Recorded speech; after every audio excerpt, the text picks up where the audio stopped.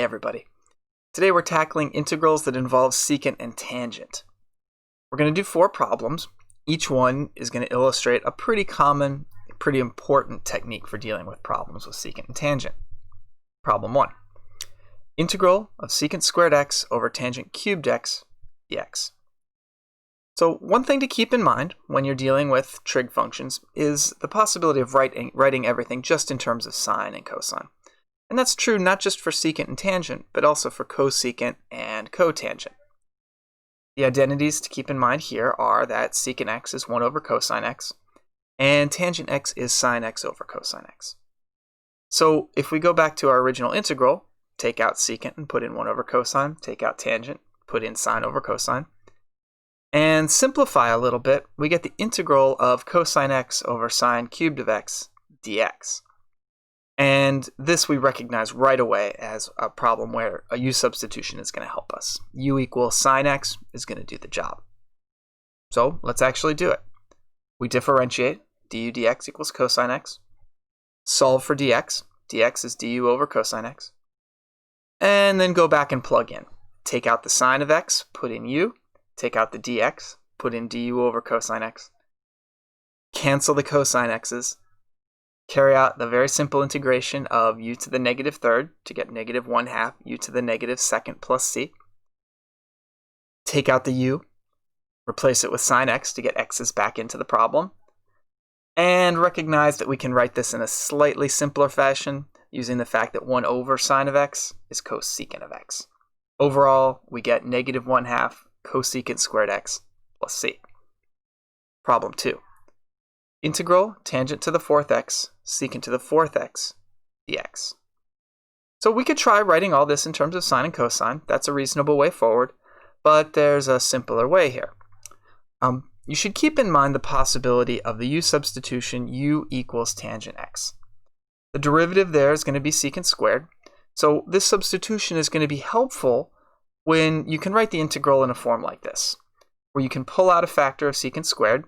So you have secant squared dx at the end, and be left with an integral where everything else is just in terms of tangent. In a situation like that, u equal tangent x will complete the integral for you. This problem is in that category. Let's see why. We pull out a secant squared. We're left with tangent to the 4th x, secant squared x. So we're left with that secant squared x inside the parentheses when we only want tangents. We have an identity we can use there. Secant squared x is tangent squared x plus 1. That's an important identity to remember when doing tangent and secant integrals. Now that substitution, u equal tangent x, is going to work for us. Let's do it. U equal tangent x, differentiate secant squared x, dx is du over secant squared x, and then I can go back to my integral and plug in. Integral of u to the 4th times u squared plus 1, secant squared x times du over secant squared x. As we expected, those secant squared x's cancel. Expanding out the u to the 4th times u squared plus 1, I've got the integral of u to the 6th plus u to the 4th du. That's a pretty simple integral. We raise up the powers, divide by the new power.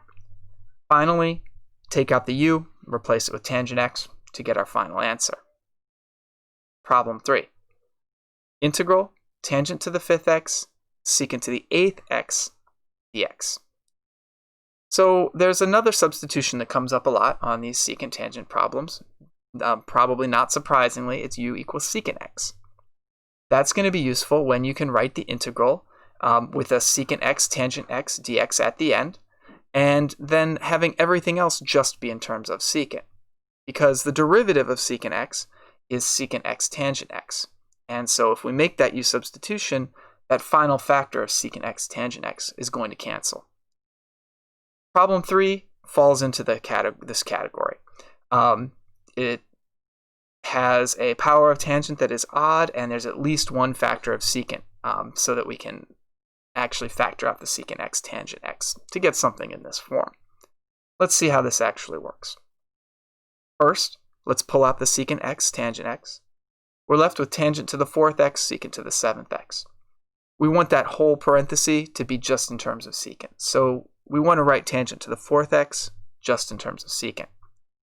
We're thinking tangent to the fourth x is tangent squared squared, and then tangent squared of x is secant squared x minus 1. So overall, this is what I have. Secant squared x minus 1 squared times secant to the 7th x, secant x tangent x dx. So we're going to make the substitution, u equal secant x. When we do that, we get a derivative du dx equals secant x tangent x. We solve for dx and get dx is du over secant x tangent x. Let's actually substitute in. U squared minus 1 squared, u to the 7th, and then of course the secant x tangent x is going to cancel. As in the last problem, I'm going to FOIL out that polynomial in there. I get u to the 11th minus 2u to the 9th plus u to the 7th du. That's something I can integrate basically in my sleep. So let's do it. 1/12 u to the 12th minus 1/5 u to the 10th plus 1/8 u to the 8th plus c. Taking out the u, replacing it with secant x, I get my final answer. Problem 4. Integral x secant squared of 3x dx. So first of all, the argument of the secant is not just x, it's 3x.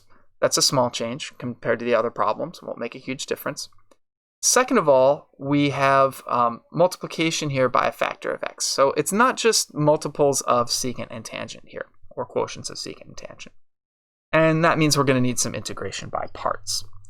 This is a good candidate for integration by parts because one of the two factors gets simpler when we differentiate it, namely x, and the other is pretty easy to integrate, namely secant squared of 3x dx. The formula for integration by parts, of course, is the integral of u dv equals uv minus v du.